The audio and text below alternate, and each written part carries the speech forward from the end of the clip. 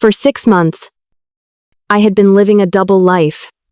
By day, I was the quiet, supportive wife of a man who called my 7-figure consulting firm a little hobby. By night, I was gathering every single piece of evidence I needed to dismantle his family's corrupt empire from the inside out.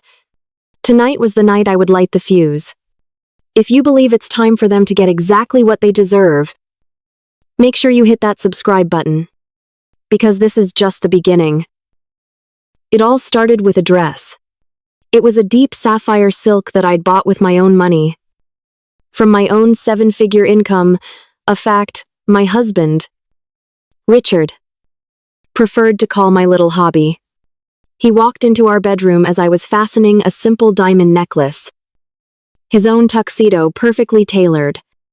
His hair perfectly coiffed. He looked me up and down.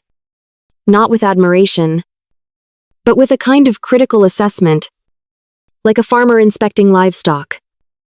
"You don't have to try so hard, Chelsea," he said, adjusting his cufflinks in the mirror. "It's just family." The words were meant to sound casual, like he was putting me at ease. But we both knew the real meaning behind them. After 3 years of marriage, I had learned to translate the subtle dialect of the Hawthorne family.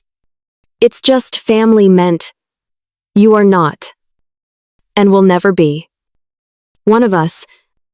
So don't bother trying to fit in. I gave him a small, tight smile in the reflection. "I just want to look nice for your sister's engagement party, honey." "Right," he said, his attention already elsewhere. "Well, let's go. We can't be late." The drive to Crystal Gardens was tense and silent. It was a place I despised. A gaudy monument to old money and exclusivity on the Gold Coast. Every time I stepped inside, I felt like an imposter, a feeling my in-laws worked tirelessly to cultivate. Tonight, it was for Richard's younger sister, Amelia, who was celebrating her engagement to a man named Mark Morrison, some tech finance bro who had swept her off her feet. As we stepped out of the car, the air was thick with the scent of lilies and money. The main hall was a sea of glittering chandeliers and forced laughter. Richard immediately abandoned me, drawn into a circle of men in identical tuxedos, all slapping each other on the back. I was left alone, a satellite in an orbit I didn't belong in, clutching my small evening bag like a life raft. That's when I saw her, gliding towards me like a shark in Chanel. Eleanor Hawthorne, my mother-in-law. Her smile was a work of art, perfectly painted and utterly devoid of warmth. "Chelsea, darling," she cooed, her voice like honey laced with arsenic. "So glad you could make it." She took my hands in her cold, bony fingers. In her other hand, she held a small, adhesive name tag. Before I could even process what was happening, she pressed it firmly onto the delicate silk of my dress, right over my heart. I looked down. It didn't say Chelsea. It didn't say Chelsea Marie Hawthorne. It had one word, printed in cheap, bold, black letters: Housekeeper. I froze. The blood drained from my face, and the cheerful din of the party faded into a low hum in my ears. I could feel the heat of a dozen pairs of eyes on me. This wasn't a mistake. This was a statement. A public execution of my dignity. "Oh, it's just a little joke, darling," Eleanor said, her eyes sparkling with unconcealed malice. "You know, with so many new faces here tonight, we just want to make sure everyone knows who's who. Who belongs?" A few of the women standing near her tittered into their champagne flutes. I felt a wave of nausea. I looked around desperately for Richard, and I found him watching from a few feet away. He wasn't horrified, He wasn't angry. He was smiling. A small, knowing, condescending smirk. This was his joke. 2. I walked over to him. My legs feeling like lead. I kept my voice low. Adespérate plea. Richard. What is this? Tell your mother to stop. He just shrugged, taking a sip of his drink. Oh. Come on. Chelsea. Mom's just kidding around. Don't be so sensitive. Don't make a scene. Don't make a scene. The Hawthorne family motto. It meant, accept your humiliation quietly. Swallow your pain and smile. Because our comfort is more important than your self-respect. The rest of the hour was a blur of quiet torture. People would glance at my name tag, then quickly look away. Their faces a mixture of pity and discomfort. Others, the crueler ones, would look at it and then meet my eyes with a small, triumphant smile. I was a walking punchline. The help. Eventually, the buffet was announced. The aroma of roasted duck and truffle risotto filled the air. I hadn't eaten all day. Too nervous for this event. And my stomach growled in protest. I followed the line of guests toward the grand tables laden with food, but as I reached for a plate, a hand gently but firmly stopped me. It was Eleanor. Darling, she said, her voice dripping with false sympathy. This is for family and our esteemed guests. I stared at her, uncomprehending. Eleanor. Richard appeared at my side. He didn't even look at me. He picked up a plate for himself and said, She's right. Chelsea, let everyone else go first. Food is for family. He walked away, leaving me standing there, plateless and stunned. The smell of food mocking my empty stomach. That was it. That was the moment something inside me. Something that had been slowly cracking for 3 years. Finally shattered into a million pieces. They hadn't just insulted me. They had declared, in front of everyone, that I was not family. I was nothing. I turned away from the buffet. My face a mask of calm I did not feel. My hands were trembling. I instinctively clutched my evening bag. My fingers brushing against the cool, hard case of my phone. Inside that phone was my other life. The life they knew nothing about. The life where I wasn't the dismissed wife, but the founder and CEO of Nexus Advisory, one of Chicago's most successful restructuring firms. The life where, for the past 6 months, I had been meticulously compiling an insurance policy, a detailed, irrefutable dossier on Richard's elaborate embezzlement scheme at his firm. Lakeshore Capital. Every falsified document. Every diverted investor fund. Every personal charge disguised as a company expense. It was all there. In a password-protected file labeled Project Revelation. I needed a moment to breathe. I murmured an excuse about needing the restroom and walked away from the main hall. I found a quiet, dimly lit corridor. And that's when I heard their voices coming from a slightly ajar door to a private study. It was Richard and his mother. Worked perfectly, Eleanor was saying. Her voice giddy. You should have seen her face. I told you she was too naive to see it coming. Mom. Richard replied, laughing. That laugh. It was a sound I used to love. But now it sounded like grinding glass. She actually believed it was a mistake at first. Honestly, I don't know why I ever married her. So beneath us. The floor seemed to drop out from under me. It wasn't just a cruel joke. It was a premeditated, coordinated attack. They had planned it together, relishing the thought of my humiliation. Any lingering shred of doubt, any desperate hope that this was all a misunderstanding, evaporated in that cold, empty hallway. Just as I was about to turn and leave, another door opened and Amelia, Richard's sister, nearly ran into me. Her face was flushed, and she looked genuinely distressed. Chelsea, I am so sorry about my mother, she whispered, wringing her hands. That was horrible. I told her not to. I just nodded, unable to speak. She seemed to take my silence as an invitation to unload her own anxieties. It's just, everything is so stressful. Mark is being so weird. He's pushing me to sign this really aggressive prenup before we even access my trust fund for his company's next funding round. He says his investors at Pure Metrics insist on it, but something feels off. I looked at her pampered, naive, but with a flicker of intelligence in her eyes that the rest of her family lacked. I felt a strange, detached pity for her. She was a pawn in their world, just like they had tried to make me. You should always trust your gut. Amelia, I said, my voice surprisingly steady.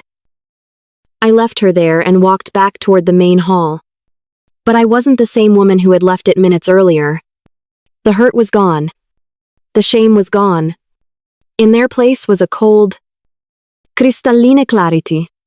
I knew exactly what I had to do. I saw Richard standing by the bar, laughing with his friends. A king in his castle. He saw me approaching and his smug smile returned. Feeling better, he asked, his tone patronizing, ready to stop being dramatic and enjoy the party. I didn't say a word. I walked right up to him, looked him directly in the eye, and slowly, deliberately, I began to slide my wedding ring off my finger. It was a heavy, 3-carat diamond he had used to purchase my silence and compliance. Now, it felt like a shackle. He watched my hand, his smile faltering, a flicker of confusion in his eyes. I held the ring in the palm of my hand. You said food is only for family. I said, my voice clear and cold, cutting through the nearby chatter. He stared at me, his mouth slightly open. I closed my hand around the ring. Then I am no longer yours. The smugness vanished from his face, replaced by a wave of pure, unadulterated shock. He finally understood. This wasn't a scene. This was a declaration of war. For a split second, the world seemed to hold its breath. Richard's face was a canvas of disbelief, the smug confidence draining away to reveal the panicked, entitled boy beneath. The noisy party chatter around us seemed to dim, as if even the air itself was waiting to see what would happen next. I didn't give him the satisfaction of a reaction. I didn't wait for his anger, his denial, or his pathetic attempts to regain control. I simply turned on my heel, the sapphire silk of my dress whispering around my ankles, and walked away from him. I walked past his stunned mother, whose perfectly painted smile had frozen into a grotesque mask of confusion. I walked through the sea of staring, judgmental faces, my head held high. The ridiculous housekeeper name tag still affixed to my chest like a medal of war. I didn't stop until I reached the cold marble terrace. The crisp night air, a welcome shock to my system. My heart was hammering against my ribs, a frantic drumbeat of adrenaline and grief, and a terrifying, exhilarating freedom.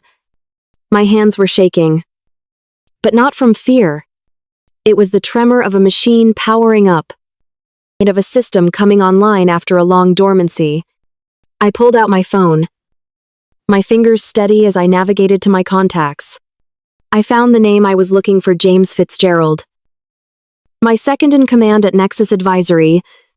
My most trusted colleague. He answered on the first ring. His voice calm and professional. As always. Chelsea, is everything all right? I took a deep, steadying breath.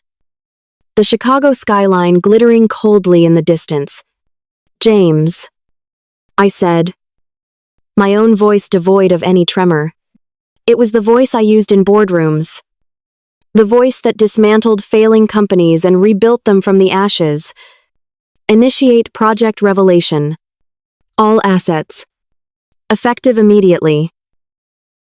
There was no hesitation on the other end of the line. No questions asked. Just a quiet, firm, understood. I'm on it. I hung up. And just like that, the fuse was lit. This wasn't a decision made in a moment of white-hot anger on a cold terrace. This was a failsafe. A contingency plan I had painstakingly built over the last 6 months. It began subtly. As most betrayals do, it started with a single receipt I found, tucked into the pocket of a suit jacket destined for the dry cleaners. It was for a 2-night stay at the Peninsula, a hotel we never frequented. On a weekend, Richard was supposedly at a conference in Cleveland. A small, nagging inconsistency. When I casually asked him how the conference was, he'd given me a detailed, plausible account of meetings and presentations. He was a good liar, but he was a sloppy bookkeeper. Driven by a suspicion that felt like a cold stone in my stomach, I used my professional skills for personal reasons for the first time in my life. I started digging, and what I found was not just a simple affair, but a deep, systemic rot. Richard was using his position at Lakeshore Capital as his personal piggy bank. He was funneling investor funds through a series of shell corporations, falsifying expense reports to cover lavish gifts and vacations with his senior associate, Rebecca Lansing, and cooking the books to hide it all.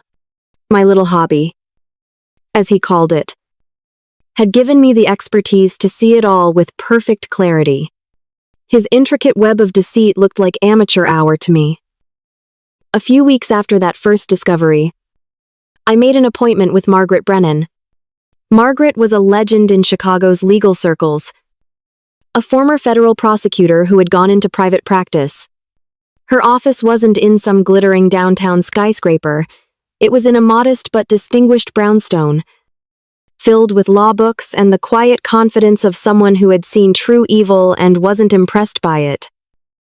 I laid out my initial findings on her large mahogany desk printouts of bank transfers, doctored invoices, incriminating emails I had quietly recovered. She reviewed everything in silence, her expression unreadable.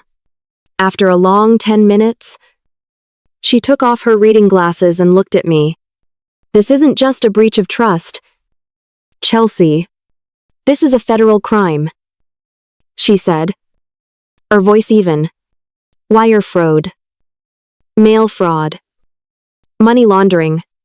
If these documents are what they appear to be, your husband could be facing a decade or more in prison.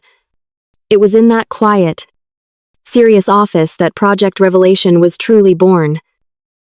Margaret helped me structure my investigation, ensuring every piece of evidence was gathered legally, every document authenticated, creating an ironclad case that no high-priced corporate lawyer could dismantle.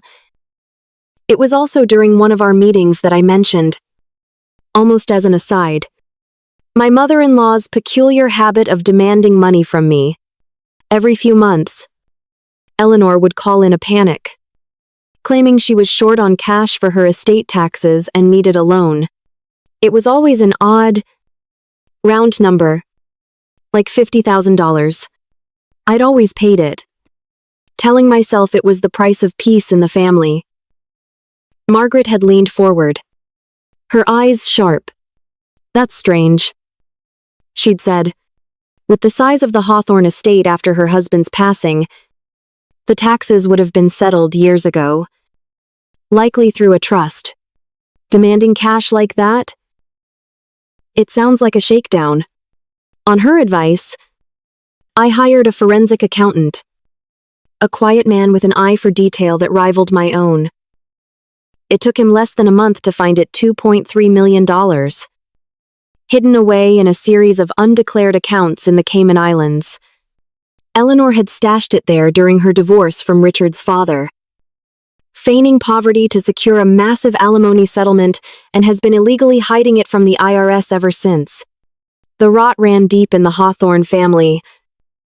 And then there was Amelia.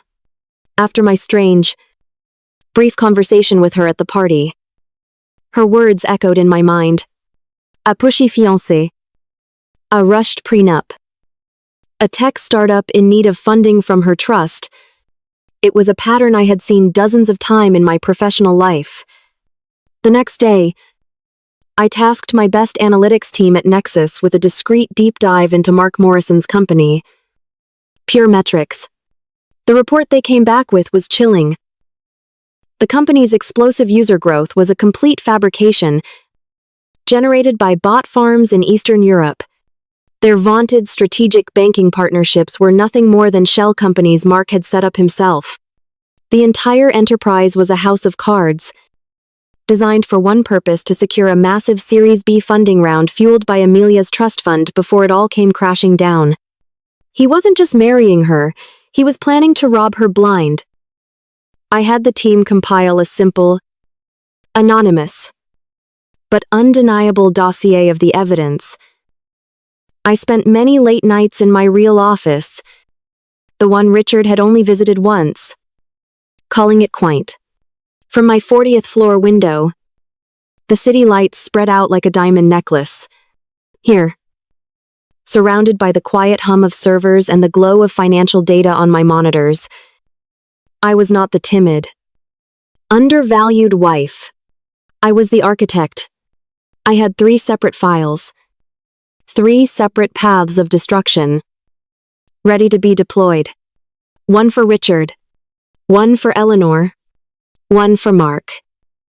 On one of those long nights, as I was arranging the final documents, my hand brushed against another folder in my cabinet.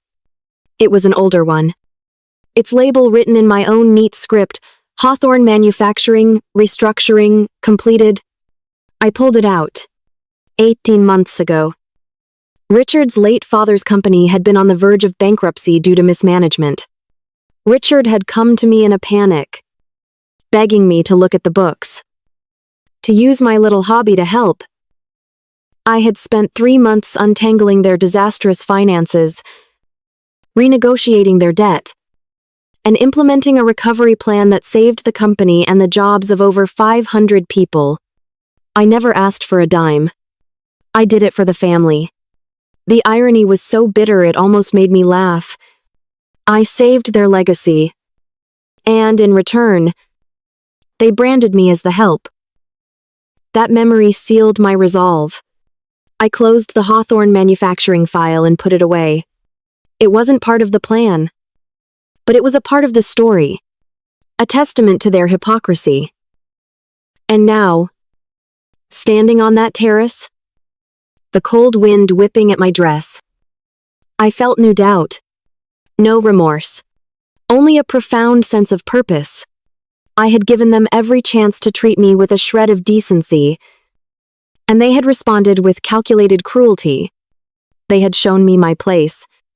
Now, I would show them theirs. The next morning, I wasn't in the sprawling, empty house I shared with Richard. I was at my office downtown long before the sun came up, a cup of black coffee in my hand, watching the city awaken. At precisely 7 a.m., James walked in, holding a tablet. He didn't waste time with pleasantries. The whistleblower report was filed with the SEC's encrypted server at 6:01 a.m. He began, his voice a calm monotone. Legal notices invoking the asset freeze clauses in your joint accounts were delivered electronically to all relevant financial institutions at 6:02. The forensic accountant's full report on Eleanor Hawthorne has been dispatched via courier to her legal counsel, with a copy forwarded to our contacts at the IRS. And the dossier on Pure Metrics was delivered by a messenger to Amelia Hawthorne's apartment 30 minutes ago. He looked up from his tablet, his expression unreadable, but his eyes holding a deep sense of loyalty. The board is set. Chelsea. I took a final sip of my coffee, the bitter taste grounding me. I looked out at the rising sun. A new day dawning over the city. A new day for me. A day of reckoning for them. Then let's begin. The first domino fell at precisely 9:15 a.m. We watched it happen not from a courtroom or a boardroom, but through a secure, live feed from a single security camera overlooking the main conference room at Lakeshore Capitol, a feed James had arranged access to weeks ago. On the screen, Richard was in his element, holding court at the head of a long, polished mahogany table. He was leaning back in his chair, a picture of smug authority, dictating terms to his senior partners. He was powerful. He was untouchable. He was a king. Then, his phone, sitting face down on the table, began to vibrate. A low, insistent buzz that cut through the sterile hum of the air conditioning. He ignored it. It buzzed again, with an annoyed sigh. He flipped it over. We couldn't see the screen, but we saw the change in his posture. He sat up a little straighter. A slight frown creased his brow. Un moment later, his laptop, open in front of him, chimed with a new email notification. He clicked it open. From our vantage point, we had a copy of the same email. The subject line was stark and official notice from the Securities and Exchange Commission and immediate asset freeze. We watched as the color drained from Richard's face. It was a visible, physical transformation. Like watching a statue turn from bronze to ash, the confident posture crumbled. His shoulders slumped. He read the email, his eyes darting back and forth across the screen, his mouth slightly agape. One of his partners asked him a question. Richard didn't respond. He didn't even seem to hear him. He just stared at the screen. A low, guttural sound escaping his throat. It was a sound of pure, primal disbelief. Then came the rage. He shot to his feet so violently that his heavy leather chair flew backward and crashed into the wall with a sharp, metallic clang. No, he whispered. Then he screamed it. No. He slammed his fists on the table, scattering papers and rattling water glasses. The other men in the room recoiled, their faces a mixture of shock and fear. Richard grabbed his multi-$1,000 laptop and, with a roar of fury, hurled it against the far wall where it exploded in a shower of plastic and electronics. His meltdown was total. A complete unraveling of the polished, aristocratic facade he had spent his life cultivating. It was all there, captured in pristine, high-definition video, the first crack in the Hawthorne empire. By early afternoon, the second crack appeared. Eleanor was doing what she did best, spending money. We had received an alert that she was at a high-end boutique on Oak Street. In my mind's eye, I could picture her perfectly, gliding through the store, treating the sales associates with that familiar, bored disdain. She selected a ridiculously expensive handbag, made of some poor alligator, and presented her exclusive, black-bordered credit card. The young sales associate swiped it. A moment of silence. She swiped it again. A polite, forced smile appeared on her face. I'm so sorry. Mrs. Hawthorne, she said, her voice dripping with false deference. It seems there's an issue with the card. It's been declined. Eleanor's face contorted in disbelief. Then fury. Declined, she snapped. Her voice sharp enough to cut glass. That's impossible. Run it again. You incompetent girl? The associate did. With the same result. As Eleanor was preparing to unleash a torrent of abuse, her personal cell phone rang. She snatched it from her purse. Annoyance flashing in her eyes. What is it? She barked into the phone. The call was from her private banker in Zurich. His voice, I imagined, would be calm, professional, and utterly final.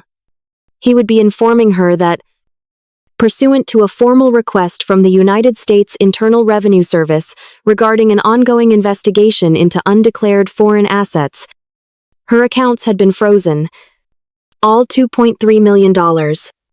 Her face went from red with anger to a pasty, sickly white. She dropped the phone. Her hand flew to her chest. For the first time in her life, the woman who stood on ceremony and judged everyone by their breeding sank to the floor of a public boutique and wept. Her carefully constructed world of wealth and privilege dissolving around her.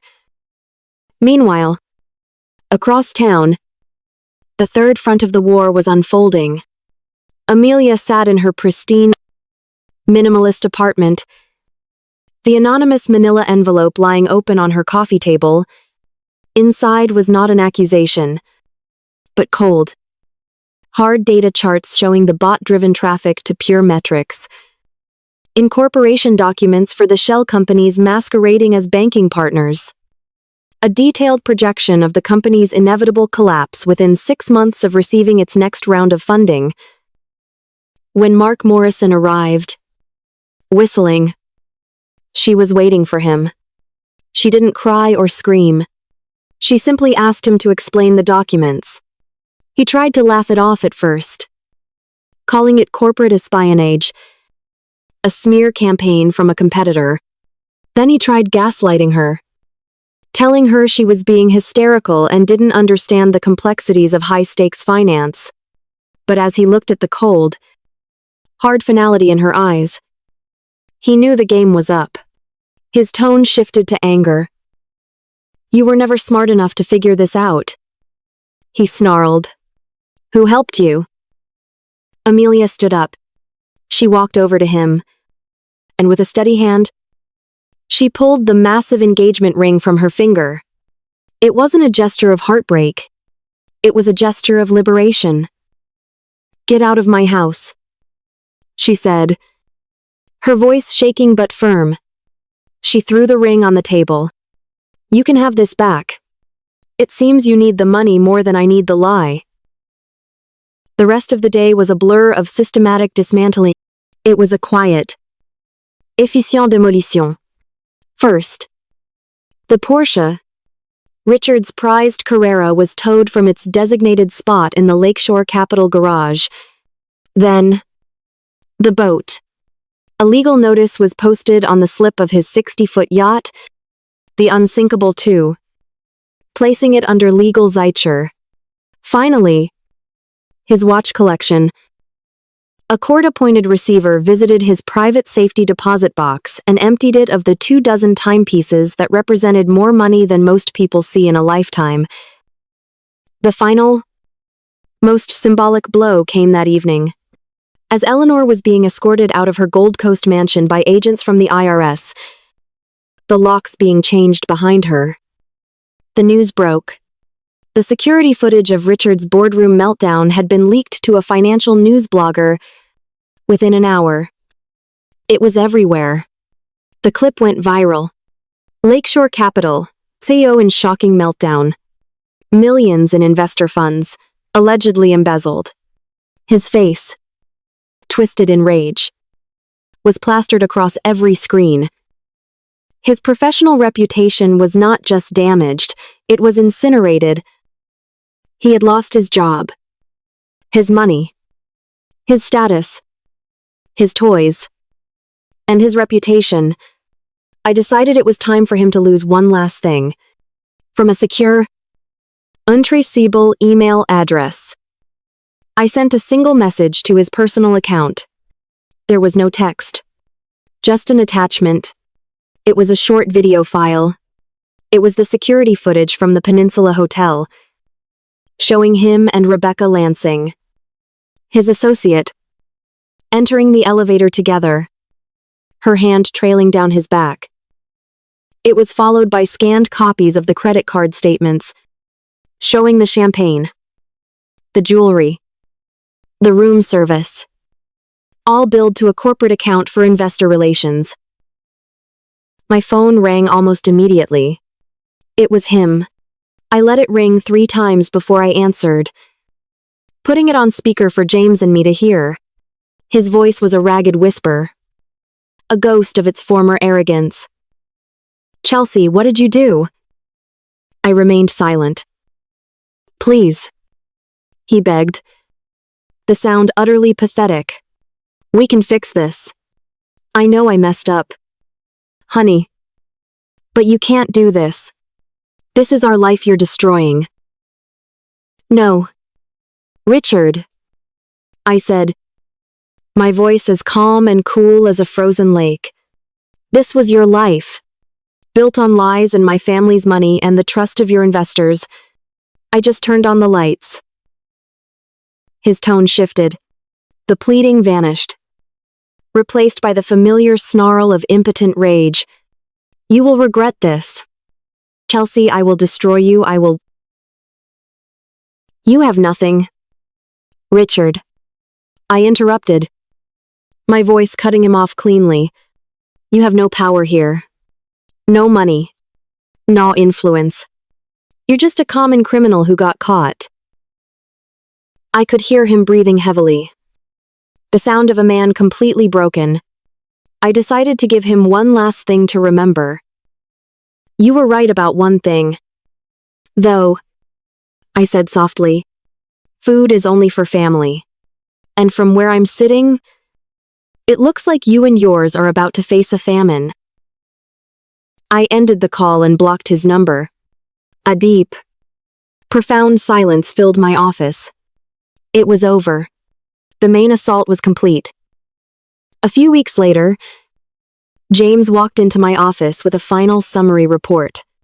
Richard, disgraced and unemployable, had been forced to move back in with his parents in Milwaukee and had taken a junior analyst position at a small, local firm.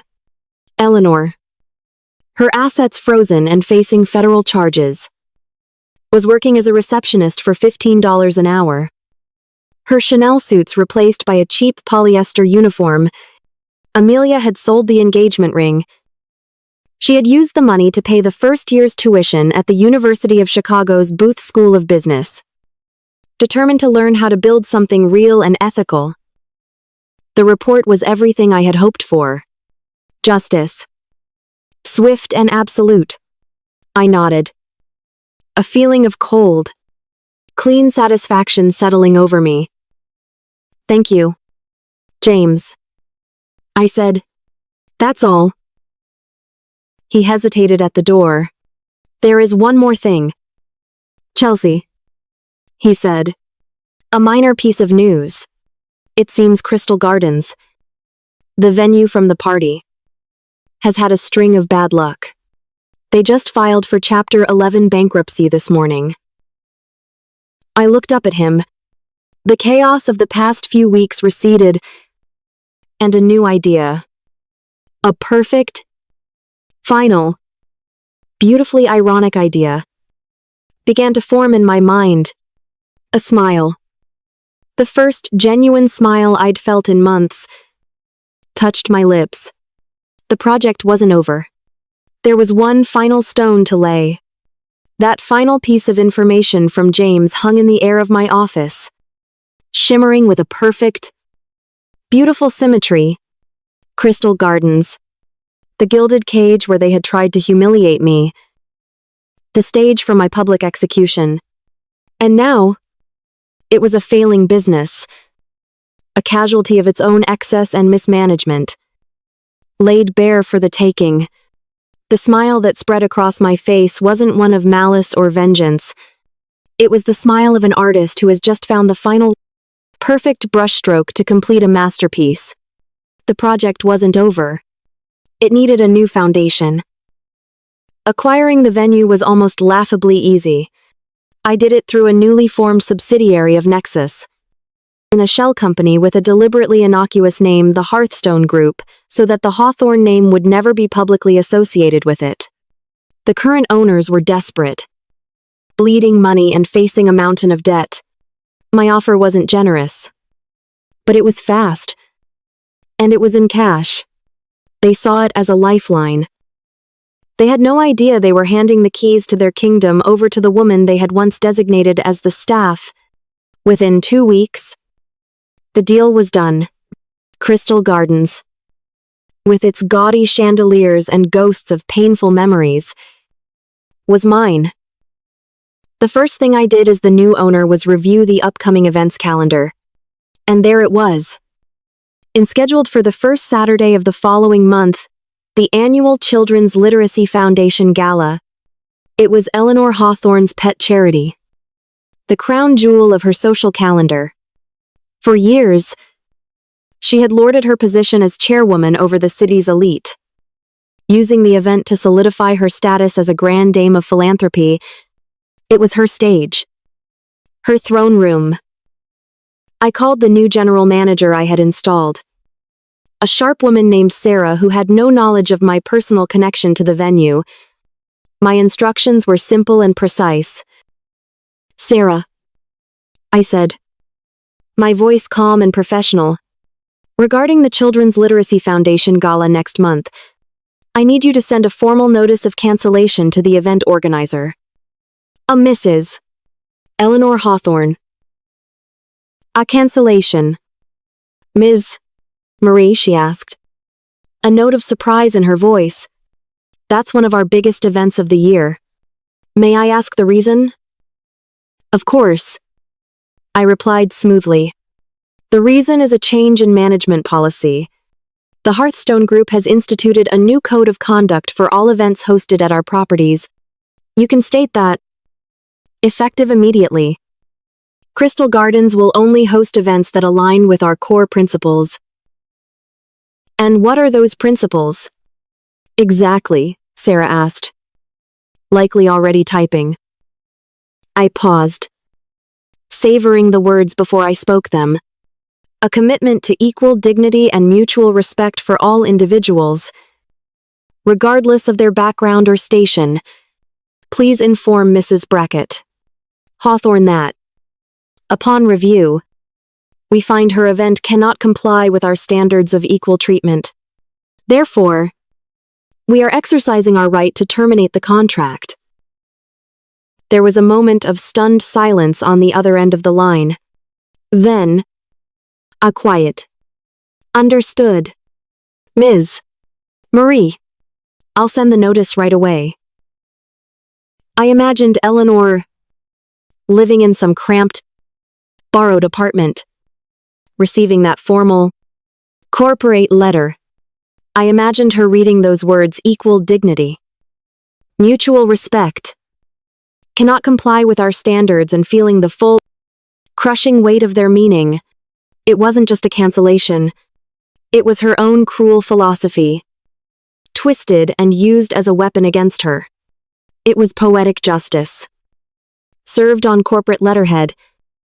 A few days later, my assistant informed me that Amelia Hawthorne was in the lobby, asking to see me. I hesitated for only a moment before telling her to send Amelia up. She walked into my office looking different. The designer clothes were still there, but the entitled softness was gone, replaced by a new, determined focus in her eyes. She wasn't carrying a purse that cost more than a car. She was carrying a stack of textbooks. "Chelsea," she said, her voice quiet but clear. I wanted to thank you." I motioned for her to sit, waiting. I was so blind. she continued, looking around my office with a kind of awe. I lived in that world. Our world. And I just accepted it. The way they treated you, it was normal to me. And that was wrong. She met my gaze. And for the first time, I saw genuine remorse in a Hawthorne's eyes. You didn't destroy our family. You just exposed what was already broken. You saved me. Chelsea. From Mark. From my mother. From becoming them. She told me about her plans for business school, about her idea to develop a curriculum focused on ethical venture capitalism. She was transforming her pain into a purpose. Before she left, she turned at the door. For what it's worth, she said, you were the only real family I ever had. The only one who ever actually protected me. Her words meant more to me than all the seized assets and ruined reputations. It was a confirmation that my actions, born of pain, had resulted in something good. Something redemptive. The final piece of the public narrative fell into place the following month. I had agreed to an interview with a prominent national business magazine, a profile on the meteoric rise of Nexus Advisory. The reporter, a sharp, insightful woman. I was nearing the end of her questions. It's an incredible success story, the reporter said, gesturing around my office. Was there a specific turning point for you? A project that you feel truly put Nexus on the map? I thought for a moment, letting the silence hang in the air. I looked out the window at the sprawling city below. Yes, I believe there was, I said, turning back to her. About 18 months ago, we took on a pro bono project. It was an old line manufacturing company here in Illinois. Family owned. On the brink of collapse. Bad management. Crippling debt. It was a mess. I didn't need to name the company. The public records were there for anyone who cared to look. We restructured their debt, streamlined their operations, and developed a 5-year growth strategy. We saved the company. And more importantly, we saved the jobs of over 500 employees. I gave the reporter a small, professional smile. It was a quiet success. Not a glamorous one. But it taught me that the most important work is often done behind the scenes, without any need for recognition. It solidified our firm's reputation for getting results. No matter the circumstances, I had fired the final Chekhov's gun. I had set the record straight without a single drop of malice in my voice. I had reclaimed my own story. Not as the scorned wife, but as the silent, unthanked savior of the very legacy that had tried to cast me out. That evening, I was in my new office. The one I had built for myself in a gleaming tower that scraped the sky. The city lights were a galaxy at my feet. On my desk was a simple, elegant black frame I had picked up that afternoon, and next to it lay a small, plastic name tag. Housekeeper. I picked it up. The cheap plastic cool against my fingertips. I remembered the burning shame I felt when Eleanor had pressed it onto my dress. I remembered the hollow ache in my chest when my own husband had laughed. For months, that memory had been a source of pain, a brand of humiliation. But now, as I looked at it under the soft glow of my desk lamp, I felt something else. I felt a surge of gratitude. That single, cruel word had been a gift. It had been the catalyst, the shock to the system that woke me from a 3-year slumber. It had shattered the illusion of a life I was trying so hard to fit into, and forced me to build a life that was truly my own. Richard's attempt to diminish me, to put me in my place, had inadvertently set me free. With a steady hand, I opened the back of the frame, placed the name tag carefully against the black velvet backing, and sealed it. I hung it on the wall directly opposite my desk, where I would see it every single day. It wasn't a trophy. It was a reminder that my value isn't determined by the labels others try to put on me. A reminder of where I came from, and how I forged my own way out. A reminder that the strongest foundations are not built on inherited wealth or social status, but on dignity, integrity, and an unwavering belief in your own worth. The anger was gone, washed away by a tide of peace. The war was over because I had already won. I had built my own empire, not of revenge, but of respect. And in my kingdom, everyone has a seat at the table,